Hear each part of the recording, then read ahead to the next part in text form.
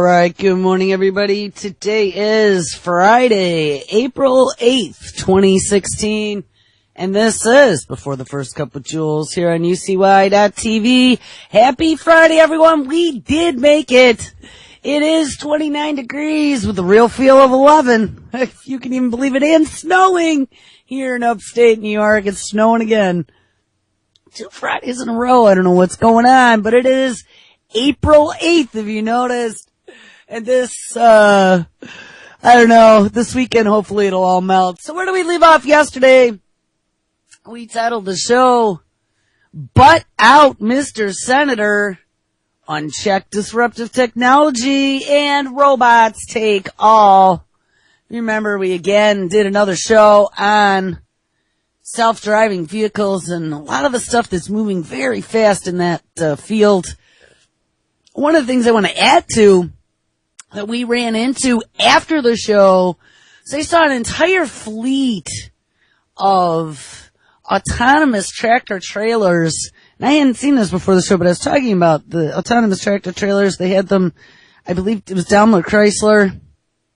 And they had done some testing in Germany as well as in Nevada. Well, they had like 6 manufacturers now of autonomous tractor trailers that did over 1,000 miles, driving them as a, like when we were first talking about the self-driving technology, they had referred to it as a swarm, but now they're calling it, I don't know, I'd have to find the story and I don't even know if I posted it, where they piggyback using the wireless connections that we were talking about for them to communicate. The same type of scenario that Toyota had discussed in their new division that was going to be dedicated to vehicles communicating with each other and them then pulling that information and using it for actionable data. Oh, truck platooning, that's what they call it. Similar to concepts with self-driving car, involves 2 or 3 trucks that autonomously drive in a convoy and are connected via wireless with the leading truck determining the speed and route. So they are expecting Europe to be covered with these autonomous self-driving vehicles here in the not too distant future. Put on a seatbelt, guys. Also, not 1, but 2 of my friends told me yesterday that they both saw something about Toyota on TV. Lady Pitbull said yesterday that in Michigan, Toyota announced that they're opening some sort of facility with connections to the University of Michigan for self-driving cars. And my friend here in Rochester told me that he just saw a thing on TV that Toyota has something that they're launching here in Rochester with one of the universities as well. And we found out they just blew $1 billion on that artificial intelligence center. They put Gil Pratt, former director of DARPA's robotic challenge, in charge.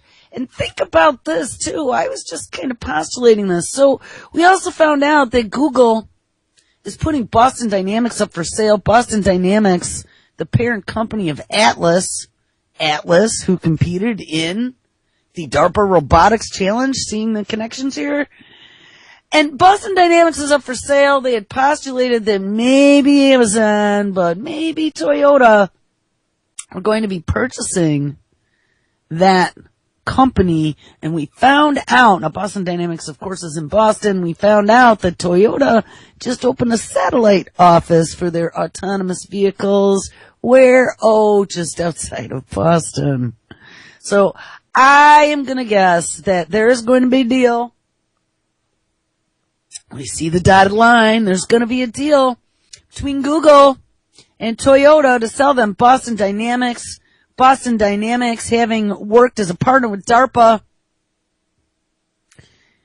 moved the robotics division into Google. They're now going to slice that off and sell it to Toyota with the former director from DARPA in charge of the DARPA Robotics Challenge in charge. That makes a lot of sense. So what are we going to end up with? we are going to end up with an army of atlases that are running some very intelligent, deep learning artificial intelligence and autonomy that can work in swarms like cars. Think about it. It's Toyota. So that vision of armies of Atlas robots marching down the street one day can come to fruition, people. I just had this last night. All of it started hitting me. I'm like, wait a second. And now they're going to train people. And just 2 cities, Rochester and Michigan. Now they're putting out calls for people to come go to Toyota school. Start learning about how to repair. I don't know. I was almost thinking that. I mean, honestly, you want a job with some job security in the future? I'd say go to Toyota school. Might even be kind of fun, but the future that it's promising isn't any fun.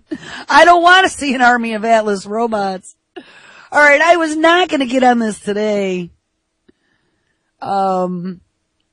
But there was one more thing about Toyota. I saw a story late last night out of MIT Technology Review. And it's a little bit more about some of the stuff that Toyota is doing. They're calling it the Guardian Angel program. Now, if you want to call Atlas Guardian Angel, be my guest. But he's not a guardian angel in my dreams. Thank you very much. Toyota joins a race for self-driving cars with an invisible co-pilot. Now, we found out that BMW is working with Beidou, China's equivalent to Google. And they are not planning on removing the steering wheel, the brake, and the gas pedal. They want to give you some autonomy still. We also found out that Beidou now is testing self-driving cars in the United States. They are also involved in Silicon Valley and I don't remember the name of the institute, but there were a group of them that all belonged to this, tech institute for supercomputing and whatever the hell they were doing. But Beidou was a part of that. They're including Chinese supercomputing Google equivalent in the visions of the future here in the United States. The other thing I was thinking about, why are we including this Chinese Google in our plans? And like I mentioned, keep your enemies close. But then I started connecting dots. We ended the show yesterday, and this is where I want to get back to. Looking at China now talking about launching its own digital currency, as all jobs go away and robots take them all, and there is no more money and we go all digital. Yeah, that whole thing. And I think they're making a power play here, guys. And I think that this whole rivalry with China, though it's real, they also see that China's got clone factories, China's got technology. China's in the same boat we are. I mean, they just got rid of 2 or 3 million jobs of miners because of, climate change. We can't go mining anymore. What are they going to start doing with all those people? Well, they're going to start doing with all those people just like what we're going to start doing with all those people. It's going to be Lab Rat City. We are going to be turned into the product that is now experimented on. And not that we haven't been before. We've always been. But I think we're going to see something way scarier than what we've ever seen before. And I'm going to skip the self-driving car story because I've done too many. All right, maybe what we're going to do is, I I need to get something that's pushing my buttons this morning. This isn't pushing my buttons. All right, well, here's a good one. I've had this lined up for the last week or so, and it's out of LinkedIn, but this might fire me up. It's got a lot of synthetic biology stuff I want to talk about today. A question comes out. Somebody posted this from Granite State College, somebody in management. Will artificial intelligence improve democracy or destroy it? Well, good question. There's a big difference between what a person wants and what they need, and we've talked about that before. I have that discussion with my daughter quite often. And on one hand, we need healthy food, a good night's rest, and decent medical care. But a little voice inside our heads has us craving dinner at Gordon Ramsay's, an overnight stay at the Ritz-Carlton, and a spa weekend at St. Regis and Aspen to fix whatever is wrong. Yeah, or whatever. I'm sure there's all kinds of vices we could think of that would be bad for us that we would want versus need. The same is true with countries. There's a big difference between what a country wants and what it needs. And while we may need better roads, well, we do if we want to run self-driving cars, we found out. And if we want better schools, and we want better playgrounds, we want others to pay for them. And, let's take this a step further. If we want anything, we think we're going to have this utopian future with robots feeding us grapes and no jobs. Who the hell's going to pay for all that?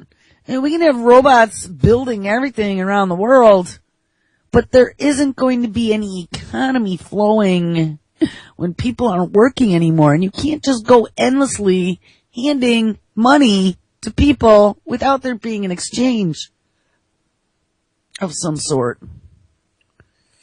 And while we need elected officials who can make the best possible decisions, we tend to vote for candidates who are good looking and make us feel better. Well, I don't know, or brainwash us into thinking that they're going to be the ones who make the difference, and then are actually worse than the last clown in the office.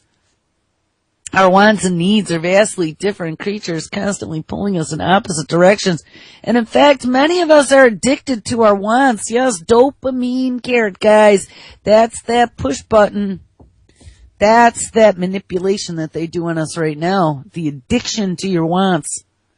A drug addict has an unquenchable thirst for drugs. A Facebook addict is always checking their phone. And a sex addict can never get enough. The irrational mind may live next door to the rational mind, but together they form contradictory arguments inside a rather dysfunctional neighborhood in our own heads. Wow, that was a pretty good blurb there.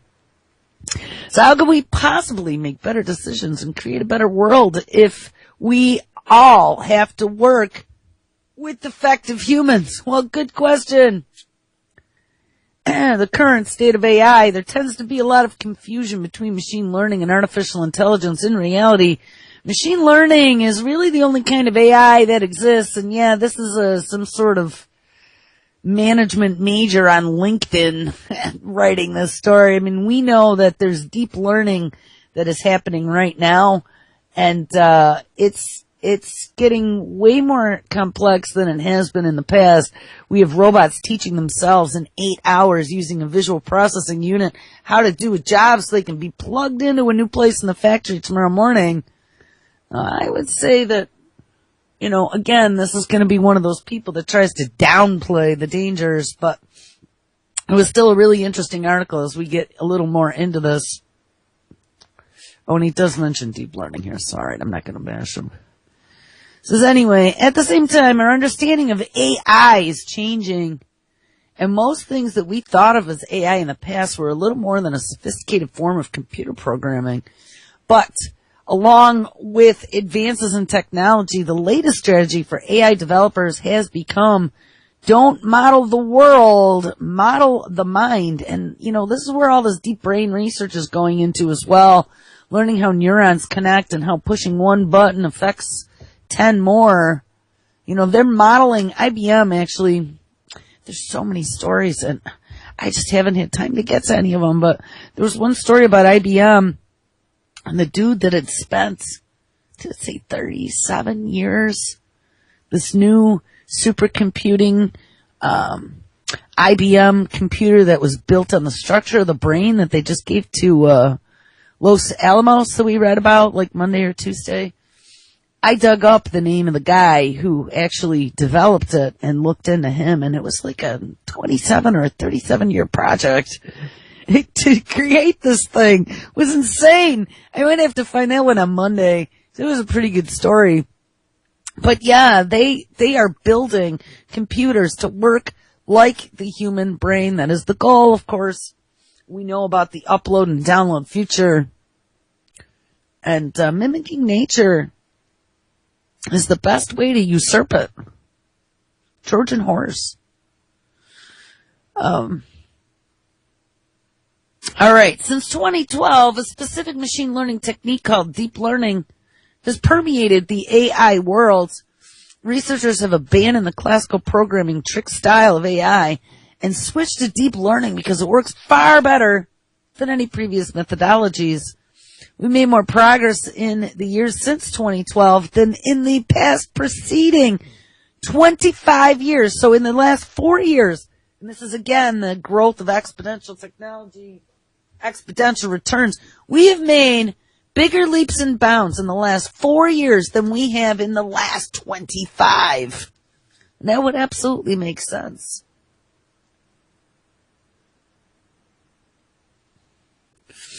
And several key AI problems, sorry, I had to sneeze, including image understanding, that's the VPU, visual processing unit, and they're using the NVIDIA cards. I actually have a story about the guy who was in charge of that whole revolution.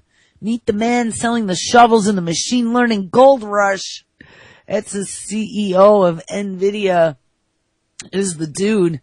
I guess they're using these visual processing units to power a lot of these supercomputers that are doing visuals and things. Very frightening. Just this stuff is happening so fast that even me, the tech junkie for 25 or 30 years, that's all I could do, and it comes out of my mouth faster than it goes in sometimes. I can't even keep up on this anymore. That's unusual for me. It's been very difficult. There's way more news than we can cover. Keep in mind that deep learning isn't still true deep AI, so don't worry about it, but it's kind of sophisticated and adaptable intelligence humans exhibit, but it's a giant leap forward on the path to getting there. So should we use AI to create better citizens? And this was the part I wanted to get to.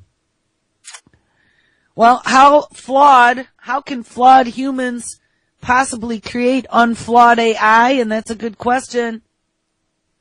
Is making the so-called perfect AI really optimal? Well, that's another good question.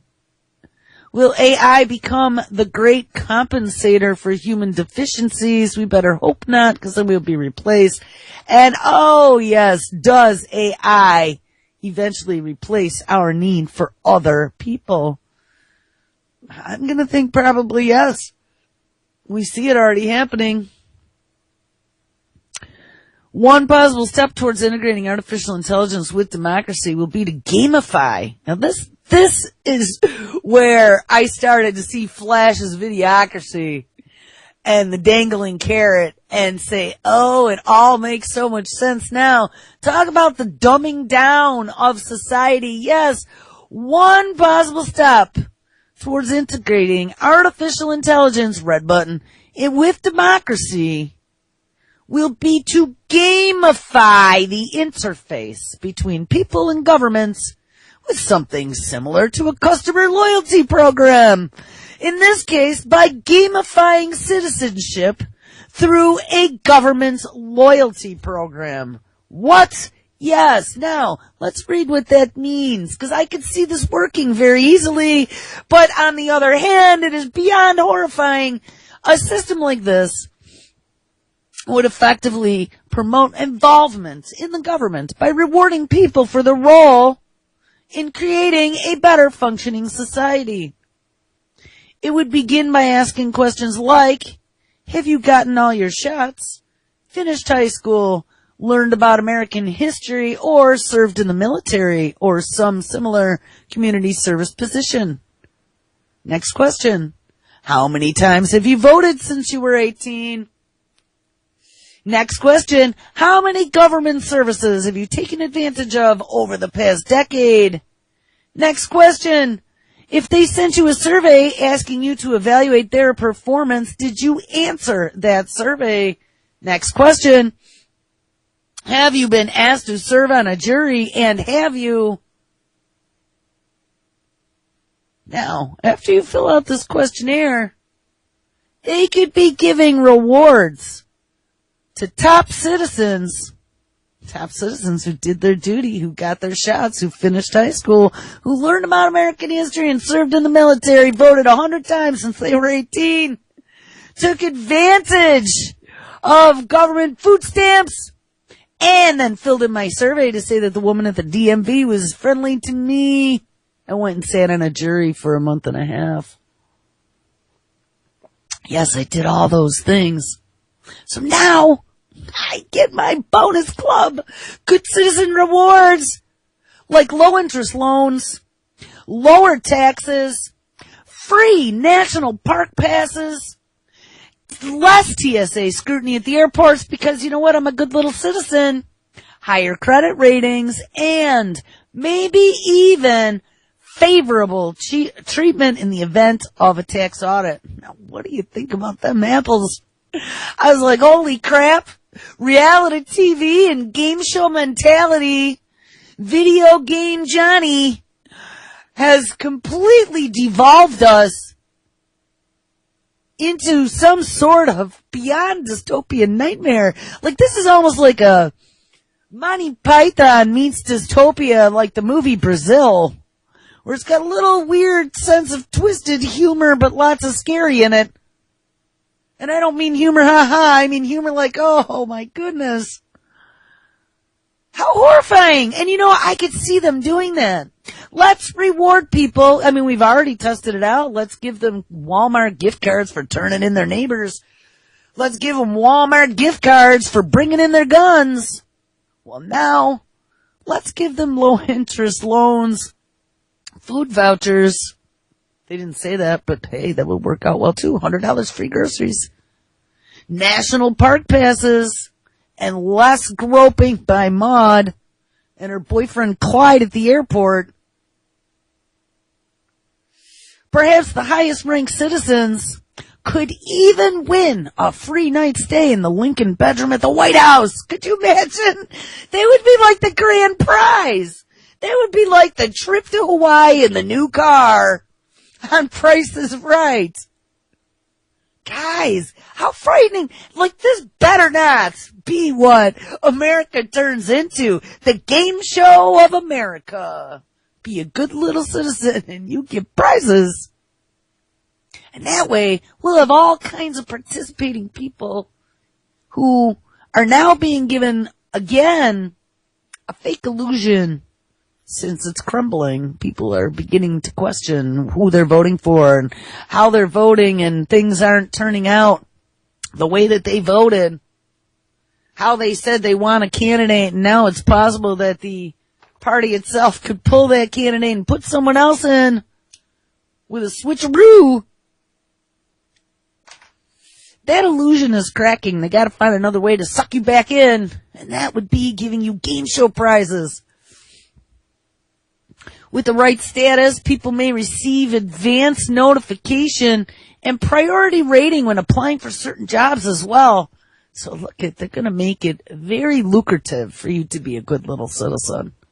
And when it comes to jobs, AI will have the ability to determine your optimal career path by analyzing your past experiences, inherent skills, individual preferences, and do it in a far more efficient manner than any system we have today. So good old AI HR. So in this dude's mind, democracy will be able to survive AI if we make us good little citizens and decide who's going to get when, what, and where. 8 reasons why democracy is today's best form of government. Democracy is far from perfect, but when it comes to running a government, it has a number of built-in mechanisms for promoting fairness and participation.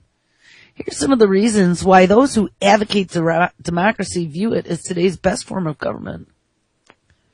And I don't know, do we want to read all this? I really don't want to read it. It just says, how we supposedly have a stake in everything and we can participate, but we all know it's bullshit. 8 reasons why, though, democracy still comes up short. Well, there are no perfect systems, and in many ways, democracy still comes up short. Democracy is biased toward what we want, not what we need. That's actually a good point. Those who are elected are the ones who do the best job of appealing to the median IQ of the voting public, and that is true as well. Lowest common denominator. And we like to think that we're electing the best and the brightest, but we're not. Well, good point. Number 3, it's a very adversarial system. Rivalries are good to a certain point, but excessive rivalries create a polarizing environment. Hey, we just saw that happen. I can't even wait to see what's going to happen at that Republican National Convention in Ohio that is an open carry state with all the mayhem. I mean, get a life, people. Is it really that important to be that riled up at a political rally that you'd be like punching people in the face? And I'd have to say you're on some sort of drugs or alcohol if you're that riled up and some fucking political election is that fucking important that you would get off your ass, off the couch, and go show up at some events? No. That's why we know that this is all orchestrated, because that doesn't happen. I mean, come on. It's important, yes. It's not important enough for me to go to a rally, even when the one time ever I got bamboozled into voting. And I actually felt very strongly that the person I was going to vote for was going to be a good president, and the only one who ever deserved my vote, who then turned around and did all kinds of dirty shit behind my back after he got elected and showed me that he was just as bad as every single one of them. I've sworn them all off now. But I still didn't get up off the couch. And I'm pretty motivated at things. You know what I'm saying? I don't know. I'm sorry, guys. I'm not feeling too hot today. Just ramble. Voters are also not experts, so there we go. Democracy favors the less busy senior citizens carrying an inordinate amount of clout because they have more time to be involved, and that is very true in a lot of this stuff. That's the cruel joke. When you're young and you're trying to participate in the rat race, you're trying to work 10, 12 hours a day, make some money, put it away. You don't have time to pay attention to any of this stuff. It's only when you retire in the old days, which you can't anymore, or hey, guess what? When you're unemployed, and when they're going to have this whole huge global unemployment problem coming up here in the very near future, they're going to find out that there's a lot of people paying attention, so they better come up with something quick, right? Democracy demands also a constantly evolving system for it to function properly. And in our increasingly complex society, it requires constant monitoring, ding, ding, new kinds of checks and balances, oversights, rules, and limitations to make it function properly. I hope they are not going to make this artificial intelligence the ruling, grand poobah president-esque thing of the United States. Because they were just saying, how for HR making hiring decisions that it would be the best deal. Well, hey, for making global decisions at the top level of a country, wouldn't some sort of computer be better than some puny human brain? 8 ways artificial intelligence can improve democracy. Well, since AIs can understand individual preferences, it can help voters make decisions. And by extension, increase participation. AI will also have the ability to instantly spot fraud and corruption in the system. You think with all the fraud and corruption that's going on that AI is going to stand up and go, hey, we just found out Hillary Clinton's gaming the system again. She's taking bribes. I mean, come on, that's not going to happen. With better ways of spotting corruption, AI will also pave the way for electronic voting, creating more convenience and enabling a wider cross-section of society to participate. Yeah, I'm going to trust voting through an AI system. Paperless, no less. AI will also allow voters to drill down and get the facts straight on any decision before they make it. Well, so does the internet. And done correctly, AI will improve the caliber of decisions, but not undermine the role of the individual. AI done correctly will also give voters expanded authority, allowing more issues to come up for community input. It will also have the ability to cancel out negative campaigning, biased reporting, and slanted arguments. Yes, because we will have a truth algorithm that can edit and censor anything that is deemed to not be true or fair. AI has the potential to reduce the cost of campaigning and reducing the reliance on contributors. Oh, right. So, will this work out well for us? Well, let's keep in mind that improving democracy and destroying it may very well be the same thing. And with AI, we have the potential to automate democracy as well as the entire decision-making process for government. Ding, ding, ding. Most likely, this will involve a step-by-step process where each new level of automation is tested, refined, and retested before anything is implemented system-wide. Guys,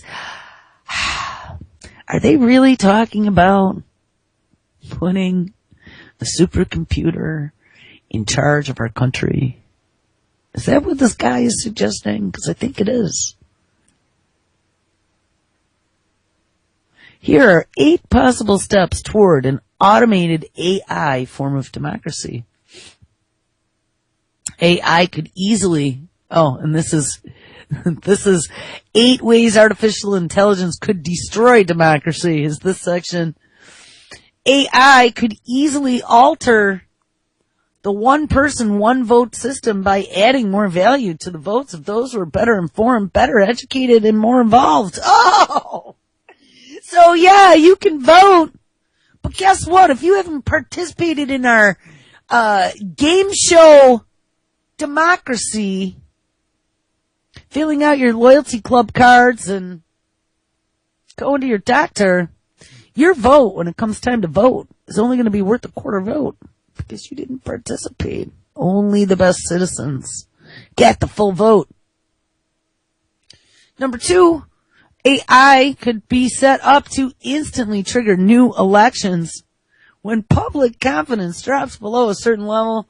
As you guys see, they already, over the Panama Papers, it was just in the first day, there were so many people in the streets that the prime minister or the ruler, I don't know if he's a prime minister or a president or what he is over there in Iceland, but he stepped down, and I saw yesterday they already elected somebody new. And that was a fast turnaround there. Number 3, minor decisions could be automated, and if that works, it would begin to automate more significant ones. Number 4, when it comes to justice systems, AI could eventually be used to eliminate judges altogether. Now that's frightening. So let's not even have humans in the courts anymore. Let's have AI judges who have no emotion whatsoever. Lay out the facts, Jack. And we're going to decide whether or not you go into the mental mind lock jail. Right? Remember we read about that where they could make your brain feel like it's been in jail for 1,000 years, but it's only been an hour. Oh, man, these are like Terminator courts. I don't even believe that we're reading this. When it comes to justice systems, AI could eventually be used to eliminate judges altogether and in the process deliver far more impartial court rulings. Yeah, I guess there's all kinds of payola in the courts. There's tons of corruption. I've heard so many horror stories. I have a few friends that are going through some stuff right now, and it's just beyond. You got enough money, you can make anything happen, and it's not a just system at all. But you really want freaking Atlas making the decisions as to whether or not you go to jail? Or Cylon with the red light? I don't think so. Number 5, when problems occur, AI could be used to automatically trigger new referendums based on situational awareness. Hey, we talked about situational awareness yesterday. Everybody needs to have situational awareness 24/7. Otherwise, you get what you deserve. If you're not paying attention and it hits you smack dab in the head, then that was your own fault. Referendums based on situational awareness, riots, protests, and petitions, as well as the ebbing and waning of levels of public sentiment. Yes, this is automatically trigger new referendums and release the army of Atlas bots to go tamp down on the riots in Detroit. Eventually, AI could be used to eliminate scheduled election days completely and then replace them with an autocorrection system that triggers election days and election issues as needed. So it'll be elections on demand, people, all day, every day. Ever-changing laws. This is insanity.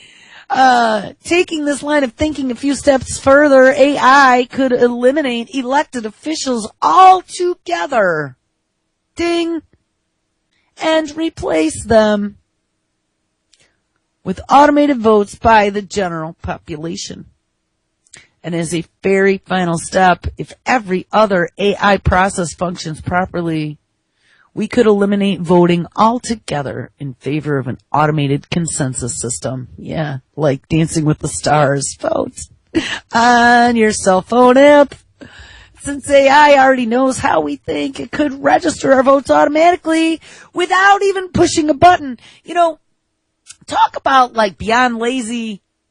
And now it's stuck in N here. I actually came upon a story yesterday evening about that just like typifies how lazy this world has become. And in reading like how we're gonna cure our democracy with AI, I really don't think there's any hope for humanity, guys. I hate to tell you that, but if we're talking about farming it all out to some artificial deep learning intelligence, our entire administration of our country and all of our decisions being made by the AI based upon algorithms, not upon what's right or wrong, just upon being able to weigh what they think, statistically speaking, is the best answer, and making all of our rulers AI, letting the votes be made for us because they already know how we're going to vote. We deserve everything we get. This needs to be stopped. This needs to be reeled in. AI's got to die. I hate to say it. One of these days they are going to make it into some sort of sentient being. They're going to send the robots into your homes. It's already coming. They're already working on it. This Toyota purchase of Boston Dynamics is really scaring me because I don't think there have been too many people anywhere that have made that connection or have even talked about Toyota or have even seen Toyota moving into the picture or what some of this means. I haven't seen it anywhere. I saw 2 stories about the potential of Toyota maybe buying Boston Dynamics from Google, but I didn't see that in any headline. It's a very big deal, people.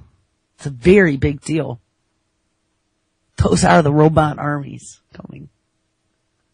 But talk about laziness and getting what we deserve. So I see this story yesterday. New Domino's app, talking Domino's Pizza, automatically orders a pizza when you or anyone else opens the application. So you don't even have to push a button anymore. All right, remember we were talking about the self-driving car? You just push a button and say, I need to go to the store, come pick me up. Well, now you can order a pizza with 0 clicks. That's how they're selling it. They're calling it 0 clicks. All you gotta do is open the app, and it orders you a pizza. Little thing next to it says, I'm sorry, but my butt ordered that pizza. Good old butt dialing. I don't know. We've just become so distilled down to this non-thinking mass of protein and fat And this world is just spinning down the drain. It's not just our country, it's this world, and we're letting it go, and it's all in the name of profit. You know, some of the things going on in the synthetic biology world, here's another one talking about getting rid of jobs. This new chemistry 3D printer can now synthesize molecules from scratch. Hey, say you're a medical researcher interested in rare chemical compounds in the roots of a little-known Peruvian flower, and it's called ratahine, and it's valuable because it has some fascinating antifungal properties that make it great for medicine. But getting your hands on this rare plant is hard, and no chemical supplier is or has ever sold it. But maybe, thanks to the work of the University of Illinois chemist Martin Burke, you can now print it right in the lab. You guys remember that 3D genomics guy? He wanted to print. We actually looked at them when they first launched their company. They were called Cambrian Genomics, and he was the first laser printed DNA. That's what he was doing. He was laser printing DNA on demand. You had to order it. You could order it with your own sequencing. And they would mail order. Well, he's dead, by the way. I just saw a story the other day. His name was Austin Hines, founder of Cambrian Genomics, who custom printed DNA and had grand ideas about designing organisms. And I believe he was the guy that for $29.95, no, for, a few dollars here and there, I don't think he ever gave a price. You could create your own synthetic life and he would print it for you. He is now dead at age 31. Doesn't say how, but I thought it was a little, especially in how competitive this whole field is, I thought it was a little odd. Austin Hines, the founder of synthetic biology startup Cambrian Genomics, died last month. And this was last year, so we kind of missed it. It was in May of 2015.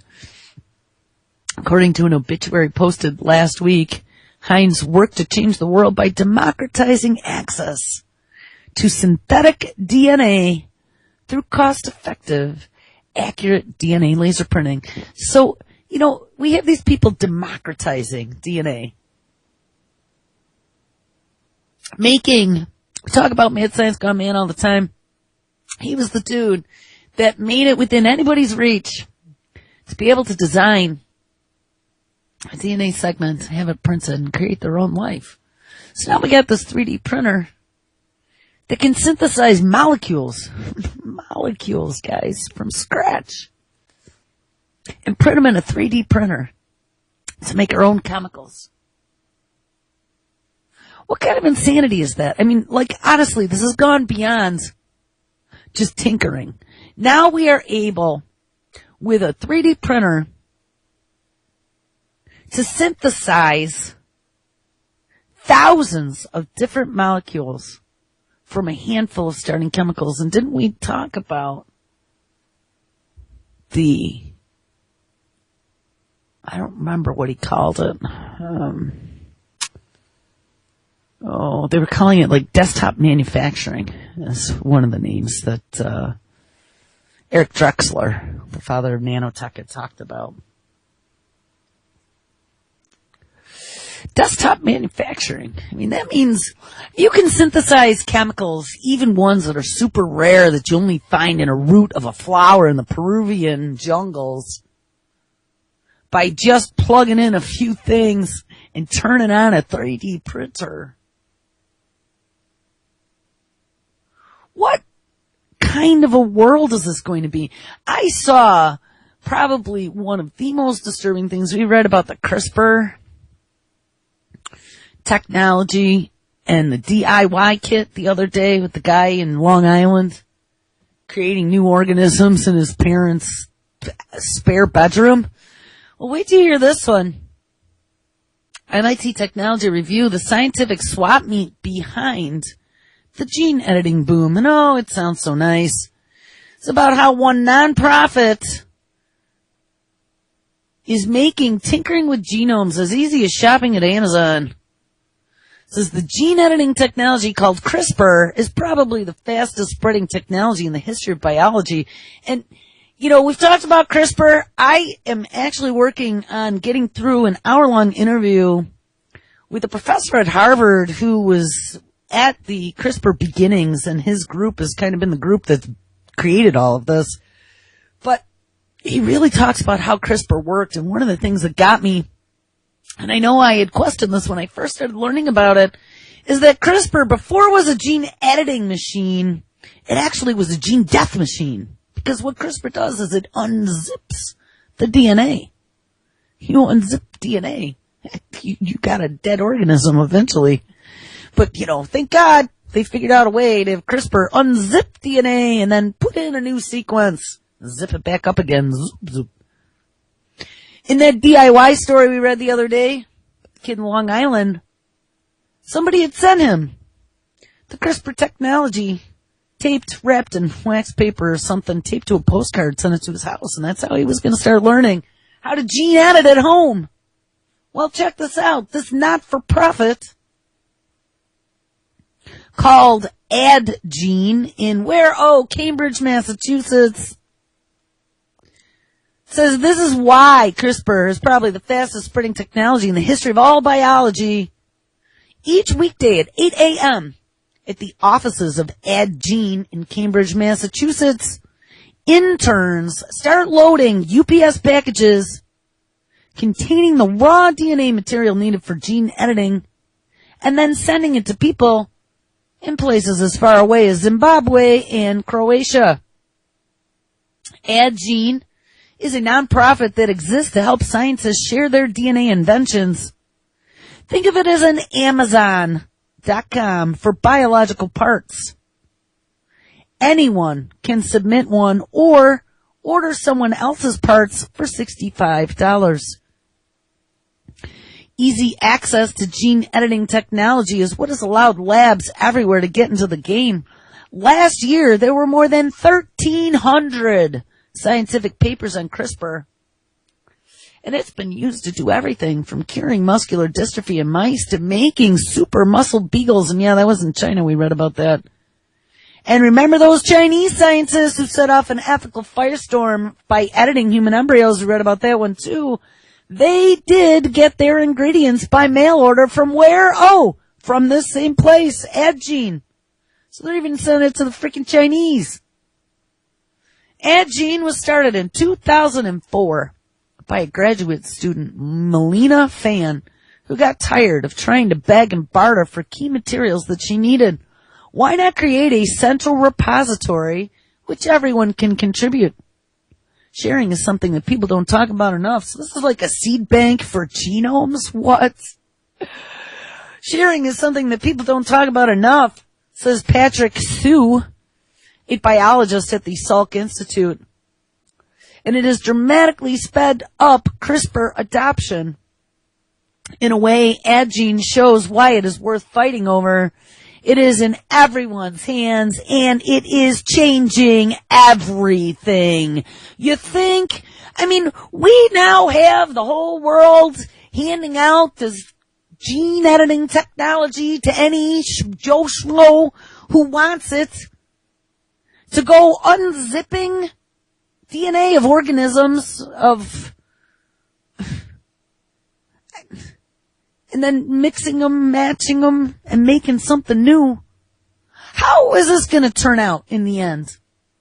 If we have the whole world with this technology that, hey, they were saying how, absolutely catastrophic this could be to the entire planet just a few months ago, and now we find out they're just taping it to postcards and sending it to China, to Croatia, to wherever. I literally almost fell off my chair yesterday when I was reading this. So why aren't there brakes or controls on this technology? Let's just give it to everyone and hope we have an apocalypse very quickly. I mean, it's like they want this to happen. They're going to be able to come save us, and we're going to need to be re-engineered. They're going to be our saviors by putting the nanobots in our blood that'll go repair all the damage. I mean, problem, reaction, solution. we can't be that idiotic that we just democratize this gene editing technology that's like changed the history, changed the future, changed everything. Mixing and matching genes from all these different creatures together, but we're just going to give it to everyone and let them all play with it and see what happens. Nothing bad will happen. We don't have biological experts in any of the militant groups over in the Middle East. No, not at all. All right, anyway, here's how it works. The language of DNA is a code, but it is physical. It's made up of a string of chemicals with labels of A, T, C, G. And to ship it, Addgene mails out a vial of E. coli bacteria with valuable bits of DNA spliced into the mini chromosomes known as plasmids. There are about 45,000 plasmids to choose from.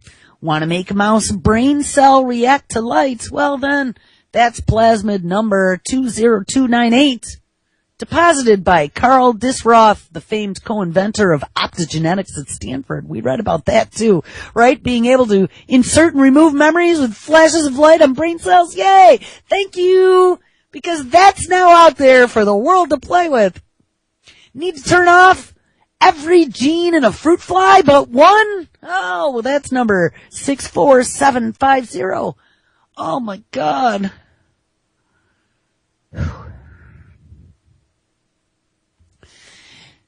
The most frequently ordered DNA of all of the code is to make Cas9, and that is the editing protein used in CRISPR. Since 2013, the ingredients for CRISPR have been sent out to more than 60,000 times, says Joanne Kamens, Addgene's executive director. And once a lab has bacteria harboring the gene, it can replicate it and make more because it is a renewable source. So they've sent it out to 60,000 labs. And those 60,000 labs could then reproduce the technology and send it out to 60,000 more each. It's the apocalypse. Who thought this was a good idea? Hugh, who is currently setting up his lab in California, has just ordered 10 plasmids the day I spoke to him. He typed in his name and telephone number and hit purchase. And Addgene made such exchanges easier by putting in place cookie-cutter legal agreements. Yeah, like we're not responsible if you genetically engineer the apocalypse at all. It's all on you. For research centers like Salk that sign on, ordering genetic material from another university is a one-click affair rather than a trip to the legal department. This ingenious part was to get all of that paperwork out of the way, he says. I can't even believe that they're doing this. All right, guys. Well, you know what? I think here very shortly my bumper's going to be coming up anyway. I don't know. It says there's a problem with the internet connection and nothing's going anywhere. I got little yellow triangles, but I'm probably still recording because I am connected to the server here.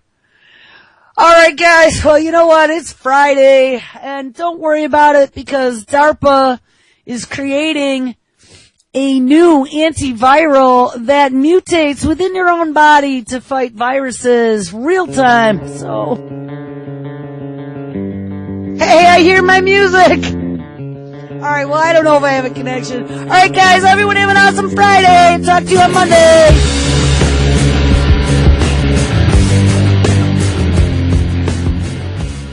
Now to this story, revolutionary technology that can edit genetic mistakes is getting attention and scrutiny this morning. CRISPR could help rid us of diseases like cystic fibrosis, muscular dystrophy, and even HIV and cancer. Think about that.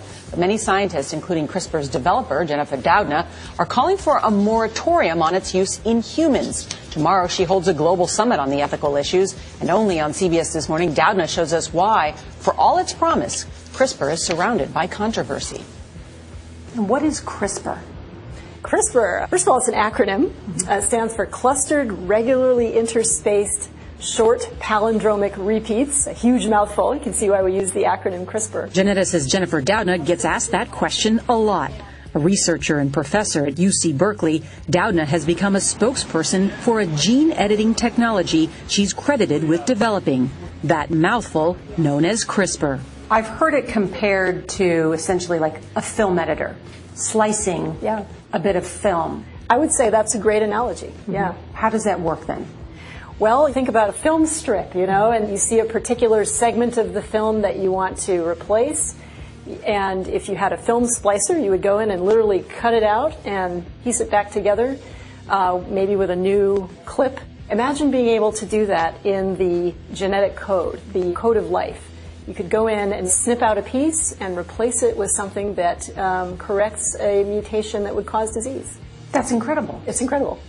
CRISPR has generated immense excitement because it's fast, cheap, and can cut and paste genetic code with great precision. It used to take months or years to alter a single gene. Now, that can be done in a matter of days. Could it end cancer? What I'm excited about there is the potential to use the CRISPR technology to program a patient's immune system to recognize tumor cells in a precise way. And imagine, Doudna says we could expect to see clinical applications of CRISPR within the next few years. This is no longer science fiction. But alongside CRISPR's promise comes some fears of its perils. What is the dark side of this technology? One of them is, of course, making changes to human embryos which become permanent. So we're talking about something that would affect human evolution. You could have an instance where a lab is creating lots of human embryos just for the sake of experimenting on genome editing on them, right? If you're asking me, could that be done technically, the answer is it could, right? Could it be done, with current regulations in place? Certainly not in the U.S. No, or Europe. Right? Or Europe, right, yeah. There's still a lot of other countries other than the U.S. Well, this is the thing, right? Yeah, Science is global, right? Yeah. Science is global. And, there are different cultural viewpoints on that kind of application. In April, Chinese scientists reported using CRISPR to edit the disease genomes of human embryos for the first time.